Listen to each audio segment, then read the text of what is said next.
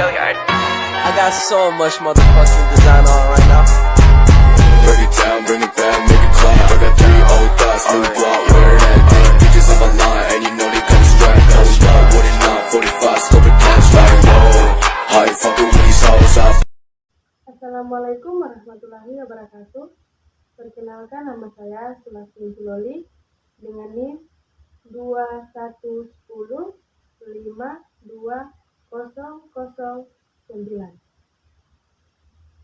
Saya mahasiswa semester 4 dari IAIN Sultan Amir Gorontalo.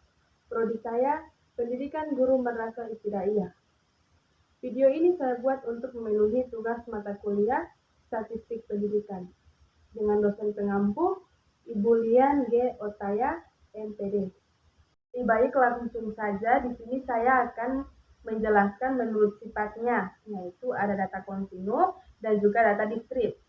Data kontinu adalah data yang satuannya dapat berupa bilangan bulat dan atau pecahan. Contohnya adalah seperti tinggi badan, seperti 175,5 cm, berat badan 67,75 kg, jarak 10,7 km, kecepatan 23 meter, temperatur 370 Celcius, volume 35,21 dan lain sebagainya. Kemudian masuk pada data diskrip. Data diskrip adalah data yang satuannya selalu bulat dalam bilangan asli dan tidak berbentuk pecahan. Contohnya adalah jumlah kendaraan bermotor di parkiran, jumlah mahasiswa di kelas, dan jumlah komputer di laboratorium. Kemudian yang kedua, berdasarkan angka. Ada data dominal. Data dominal adalah data statistik yang memuat angka yang tidak memiliki makna. Angka yang terdapat dalam data ini hanya berupa tanda atau simbol dari objek yang akan dianalisis.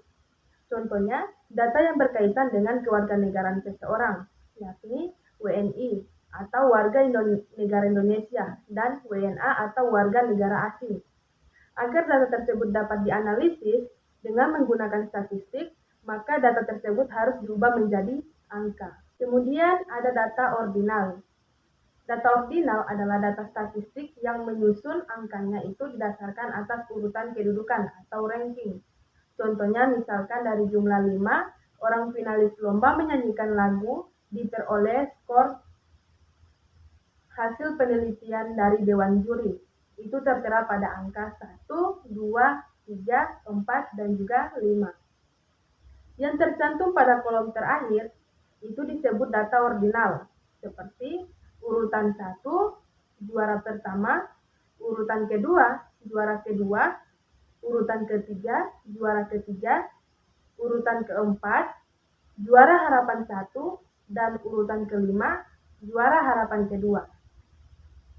Kemudian data interval. Data interval adalah data yang memiliki interval antara yang satu dan lainnya sama dan telah ditetapkan sebelumnya. Data interval ini tidak memiliki titik nol dan tidak maksimum yang sebenarnya. Nilai nol dan titik maksimum itu tidak mutlak.